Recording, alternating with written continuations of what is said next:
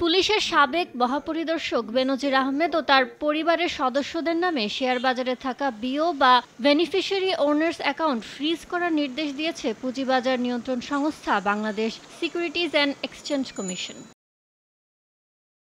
সোমবার শেয়ার বাজারে স্বয়ংক্রিয় পদ্ধতিতে বিও হিসাব ও শেয়ারের তথ্য সংরক্ষণকারী প্রতিষ্ঠান সেন্ট্রাল ডিপোজিটরি বাংলাদেশ বা সিডিবিএলকে এই নির্দেশনা দেওয়া হয়। এতে বলা হয়, ফ্রিজ থাকা অবস্থায় এসব অ্যাকাউন্ট ব্যবহার করে শেয়ার বেচাকেনা এবং অর্থ জমা বা তোলা যাবে না। এখন পর্যন্ত পাওয়া তথ্যের বরাতে বিএসইসির সংশ্লিষ্ট সূত্র জানিয়েছে, শেয়ার বাজারে বেনজির আহমেদ ও তার পরিবারের সদস্যদের ৬টি বিও অ্যাকাউন্ট রয়েছে।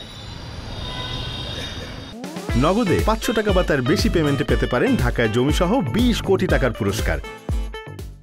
এর আগে দুদকের আবেদনের প্রেক্ষিতে ঢাকা মহানগর আদালত গত বৃহস্পতিবার বেনজির আহমেদ, তার স্ত্রী, ৩ মেয়ে ও এক স্বজনের নামে থাকা ৩৪৫ বিঘা জমি জব্দের আদেশ দেন। এরপর গত রোববার আদালত তার স্ত্রী জিশান মির্জার নামে থাকা মাদারীপুরে ২৭৬ বিঘা জমি ও পরিবারের নামে থাকা গুলশানে ৪টি ফ্ল্যাট জব্দের আদেশ দেন। ইয়ানুর শিফাত, সময় সংবাদ, ঢাকা।